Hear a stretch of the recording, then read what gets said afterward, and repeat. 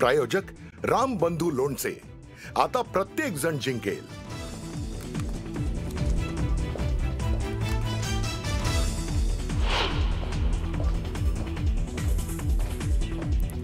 उद्धव ठाकरे आज घेणार खासदार संजय राऊतांची भेट। दुपारी 1:30 वाजता राऊतांच्या निवासस्थानी जाऊन करणार तब्येतीची विचारपूस।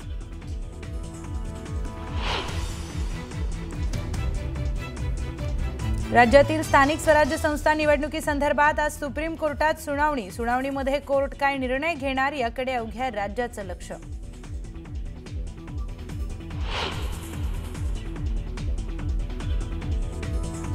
भाजप उमेदवाराच्या प्रचारासाठी माजी मंत्री जयदत्त क्षीरसागर पुतण्यासाठी मैदानात। राष्ट्रवादी सोडून भाजपमध्ये गेलेल्या योगेश क्षीरसागरांना पाठिंबा।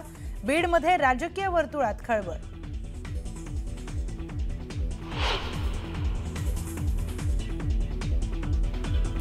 तुमच्या हातात तिजोरीच्या चाव्या असल्या तरी तिजोरीचा मालक आमच्याकडे आहे, त्यामुळे विकासाची काळजी करू नका। कोल्हापुरात प्रचार सभेत बोलताना चंद्रकांत पाटलांचा अजितदादांना जोरदार टोला।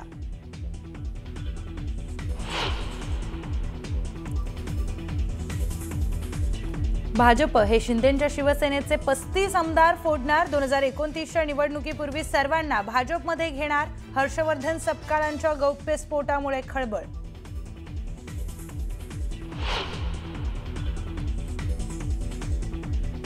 धनंजय मुंडेंनी वाल्मिक कराडची आठवण होणं म्हणजे ते चाका होते हे स्पष्ट होत आहे। हर्षवर्धन सपकाळांचा धनंजय मुंडेंना जोरदार टोला।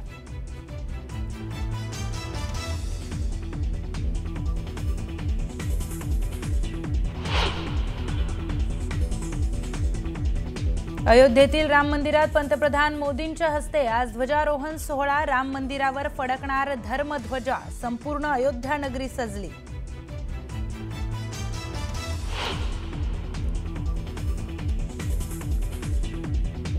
मागील 11 महिन्यांमध्ये 320 माओवाद्यांचा खात्मा। माओवाद्यांनीच बुकलेट जारी करून दिली माहिती।